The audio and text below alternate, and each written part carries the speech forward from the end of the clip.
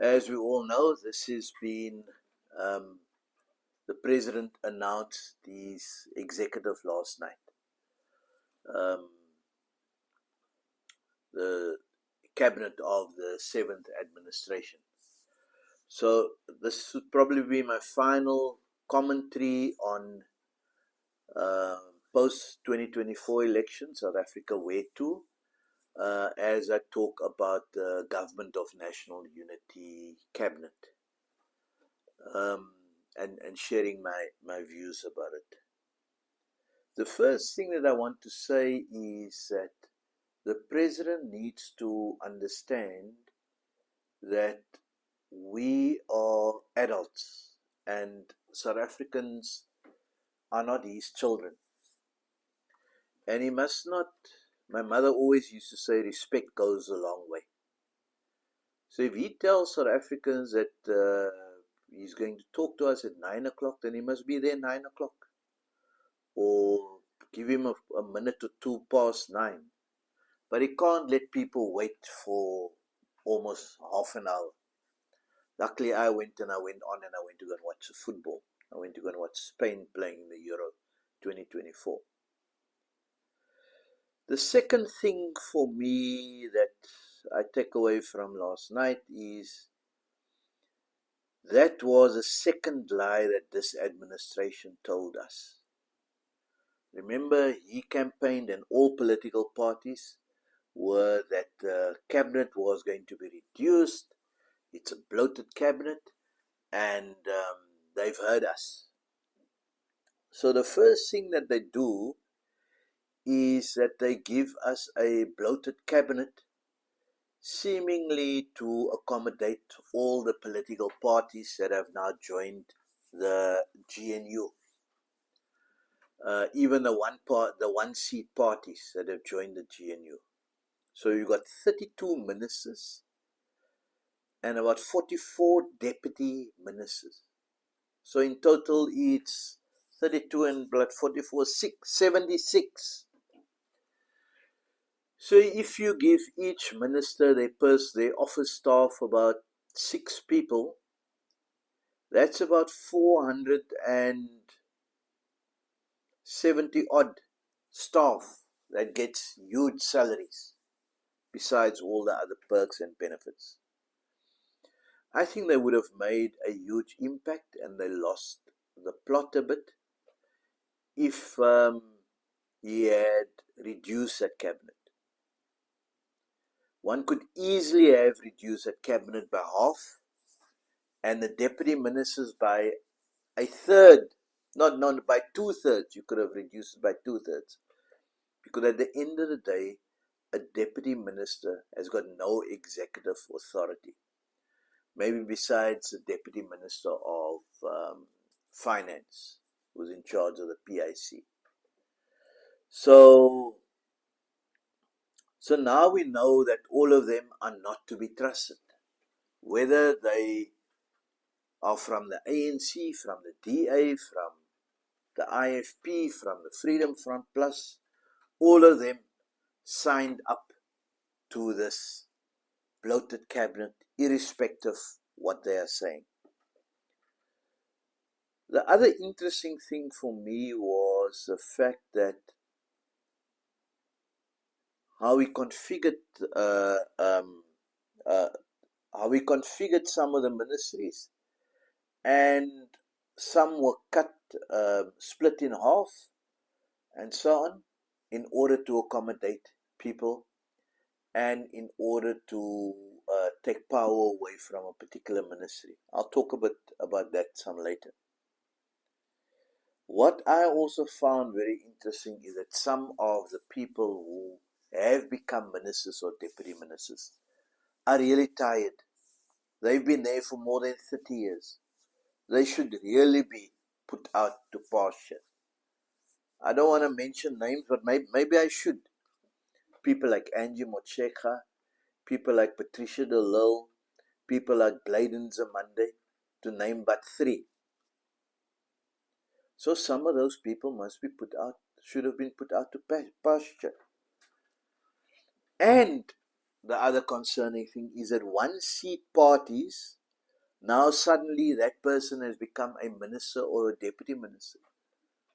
What about their role of being in opposition and putting the interests of their people who voted for them, uh, put it on the agenda? So this bloated cabinet, there's no concern for them, because it's not them that's paying the salaries of, it's not Ramaphosa that's paying it, it's us, the taxpayers, that are paying the huge salaries of these ministers. Then I think there's some interesting choices, one must say, especially if I want to put names again. I think people like the whole cohort of DA's um, ministers and maybe deputy ministers. A lot of them had lots to say when they were outside of government. Now's the opportunity, they're going to be in there, so we're going to see what they are going to do while they are now a part of the cabinet. So we'll see how they perform. Another interesting one is Park Star, who's now going to head up trade and industry. I think the police minister is quite a level-headed and a firm guy. I think that's interesting. The transport minister, Creasy, Barbara Creasy, I think that is a solid person apparently. That's going to be interesting. Then the fact that Groenewald is, Pieter Groenewald of the Freedom Front Plus, is now heading up correctional services. It's going to be interesting how that ministry is going to perform. Then the basic education minister, the lady from the DA, who's the chief whip, that's interesting. And then Ramagopa, who's now electricity and energy. Clearly a vote of confidence in this guy, who happens to be an engineer. And then Bantu Alomisa is Deputy Minister of Defense. He would probably be an asset to that department. And then Land Affairs and Rural Development or something that the PAC has got. And you know, the land's been a big issue for the PAC. Their one member is now becoming a minister, so to be keen to see how he will handle that. Then some shockers, absolutely. The one was Angie Motshekga, heading up defense. Clearly a lady that seemed to be tired when she was in basic education. Whether she will have the gumption to handle this portfolio, we will see. Hopefully there's some strong generals around there. And then John Steenhuisen getting agriculture. I think maybe this was a slap down for him, saying you want to be deputy president or you want to be minister in the presidency. There, get agriculture. Keep yourself busy with the farmers and so on. So those were interesting. Then all of them now becoming part of the executive brings down an interesting question around the role of the opposition. Who is now going to be the opposition? Who's going to hold them account? Will the members of their party who's in the benches hold them to account, or will they do as the ANC did, cover up for their ministers all over the show? So that's going to be interesting. And the play, MK Party, John Schlope said the other day that he's now the leader of the opposition, and they'll play the opposition role. And Steenhuisen also indicating that he is the leader of the opposition. So that's going to be interesting. Then a concern is the fact that there seem to be lots of power located within the office of the president. Some of the ministers, some of the DTI functions have been moved to the president's office. we need to be wide awake to that. Remember, the presidency was strengthened because we had a Mandela. Then, during the Zondo Commission, I think that's one of the things that he spoke about. There were too much power in the presidency, and Ramaphosa indicated, I think he indicated, yes, that they would relook that. So I think it's a bad move. Tomorrow, Ramaphosa might not be there, and whoever comes in would want to continue in that vein because there's precedents for that. So the fact that so much power is located within the presidency, I think it's not a good move. Then I think something that came to my mind as I watch this now again, and you were just talking and mentioning the names and so on, and I was thinking, when is this coming to an end? Because, man, it was just going on and on, all the names.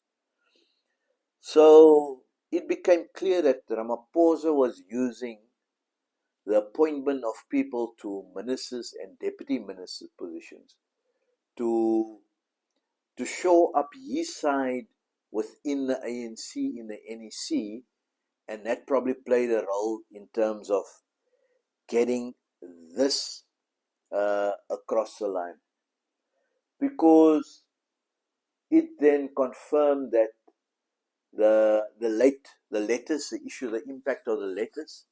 So the EFF's late letter that they sent out on Saturday didn't scupper the negotiations, and the influences or those with power who's not in cabinet or not in politics probably swayed Ramaphosa and the DA to get the deal over the line.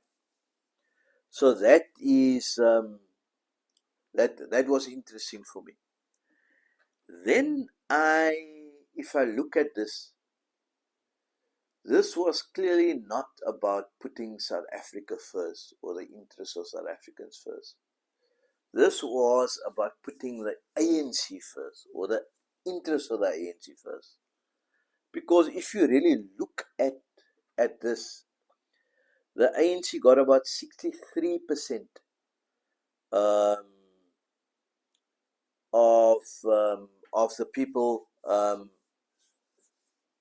in cabinet, and the DA got and the ANC got 40% of the vote, and the DA got 19% in the cabinet, and they got 20% of the vote. So it's a huge thing, and I think in among the deputy ministers, the ANC got probably almost 80% of their people are deputy ministers. So then that brings me to Paul Mashatile. Paul Mashatile has survived. He's deputy president. Remember, the DA is on record, they laid a charge against him and so on. News 24 has been on his case around corruption allegations and so on. So the question is, will he dodge that bullet now that he's deputy president and the DA is part of the executive? Or is that now going to go away? Or is that still continuing? And then it brings me to the national dialogue, and I'll talk about that another time. So the national dialogue, or the People's Summit, as I'd like to call it, around resetting and reconfiguring South Africa in terms of the kind of South Africa we want to be in and want to live in and so on. I think we as civil society and ordinary South Africans, we need to influence that, because that is going to be crucial, unless it just becomes another talk shop and they tick the box and say that they had this national dialogue. Because I would have thought that one would have reconfigured the ministries after you would have had such a national dialogue. Maybe that is one of the things that must come out of the national dialogue, is then to reconfigure how the cabinet is put together and our electoral system as well. So I think My final take on this is we got to give them a chance. However, we need to be wide awake, um, ordinary South Africans and civil society, and not only some civil society organizations or some foundations, but all of us, and make them, remind them all the time that they need to put the interests of South Africans first. So we've got our cabinet. Let's see whether these men and women who are now in charge of our public purse and of some of our departments, whether they really meant it when they said they'll put the interests of South Africans first. So don't forget, subscribe to the channel, Rod's Views, and talk to you again soon. Salut.